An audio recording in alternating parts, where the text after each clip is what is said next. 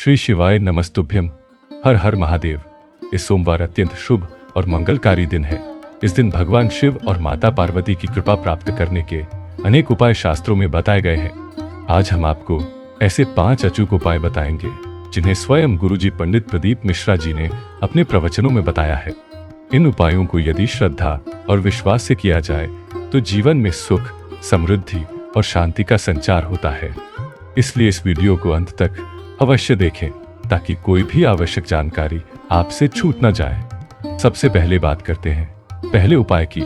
इस कार्तिक सोमवार के दिन प्रदोष काल के समय एक तुलसी दीपक प्रज्वलित करें।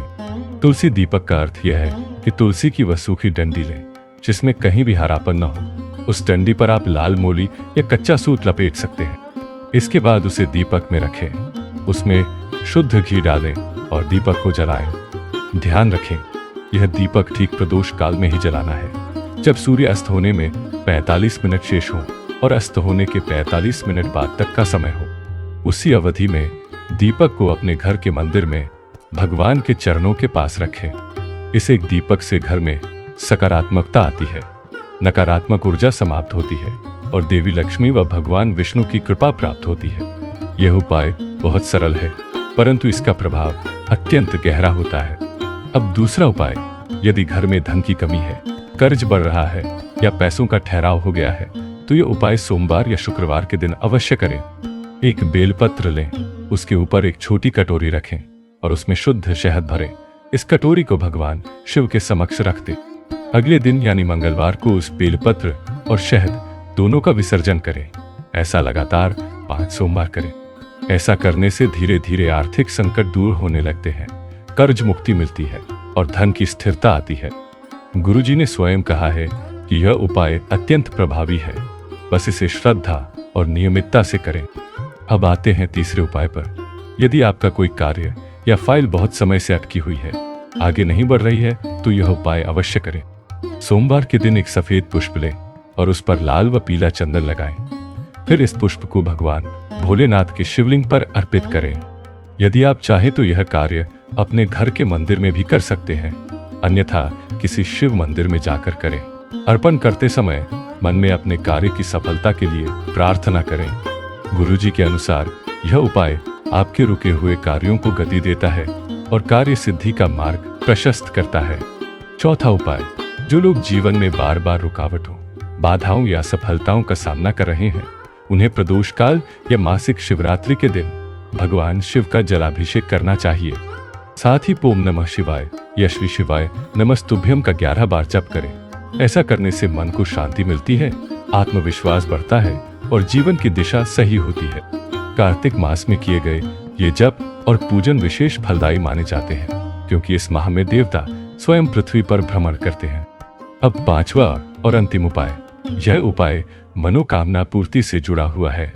गुरुजी पंडित प्रदीप मिश्रा जी ने बताया है कि यदि आप किसी इच्छा की पूर्ति के लिए प्रार्थना करना चाहते हैं तो नंदी भगवान के कान में वह इच्छा कहें। इसके लिए अपने दाहिने हाथ में दुर्वा लें और नंदी के उठे हुए पांव के विपरीत दिशा वाले कान में दुर्वा लगाकर अपनी मनोकामना बोलें। लेकिन ध्यान रहे, मनोकामना कहने से पहले और बाद में ओम का उच्चारण अवश्य करें। आप ओम नमः शिवाय या श्री शिवाय नमस्तुभ्यम भी बोल सकते हैं। यह क्रिया अत्यंत पवित्र है और शीघ्र फल देने वाली मानी गई है। जब भी आप यह उपाय करें, अपने मन को शांत रखें, पूरी श्रद्धा और भक्ति से करें। महादेव अपने भक्तों की सच्ची भावना को पहचानते हैं। कार्तिक मास के सोमवार को किया गया एक छोटा सा पूजन भी बड़े से बड़े कष्टों को दूर कर देता है। इसलिए आज के दिन इन 5 उपायों में से कोई भी एक या सभी उपाय अवश्य करें। मनोकामना पूरी करने के बाद एक बार फिर से श्री शिवाय नमस्तुभ्यम का उच्चारण करना चाहिए। इस प्रकार यह पूरा उपाय संपन्न होता है। गुरुजी ने बताया है कि जो भी व्यक्ति अपनी इच्छा या संकल्प को नंदी भगवान के साक्षी में भोलेनाथ के समक्ष व्यक्त करता है, उसकी हर मनोकामना महादेव अवश्य पूरी करते हैं। जब आप अपनी मनोकामना कर लें, तब जो दूर्वा आपने अपने दाहिने हाथ में ली थी और जिनसे आपने नंदी के कान बंद किए थे, उसी दूर्वा को नंदी के उठे हुए चरणों में अर्पित कर दें। बस यही करना होता है। गुरुजी अभी कहते हैं कि यदि किसी के पास दूर्वा उपलब्ध ना हो तो भी नंदी भगवान से मनोकामना की जा सकती है। इसके लिए नंदी के गले में लटकी हुई घंटी को स्पर्श करते हुए अपनी प्रार्थना करें। मनोकामना करने की विधि वही रहेगी। इच्छा पूर्ति से पहले और बाद में ओम श्री शिवाय नमस्तुभ्यम या हर हर महादेव मंत्रों का जप करना अनिवार्य माना गया है। इसके पश्चात अपनी मनोकामना पूर्ण श्रद्धा से व्यक्त करें। यह उपाय कार्तिक मास में किया जाने वाला एक अत्यंत विशेष और प्रभावी उपाय है, जिसे कोई भी व्यक्ति किसी भी दिन कर सकता है। 27 अक्टूबर जो कार्तिक सोमवार का दिन है, इस अवसर पर यह उपाय अवश्य करना चाहिए। कार्तिक मास में दीपदान का अत्यधिक महत्व बताया गया है। इस मास के सोमवार को सायंकाल प्रदोष काल के समय पास पड़ोस के किसी वृक्ष के नीचे दीपक जलाने का नियम बनाना चाहिए। यदि प्रतिदिन दीपक नहीं जला पाते तो कम से कम सोमवार के दिन यह अवश्य करें।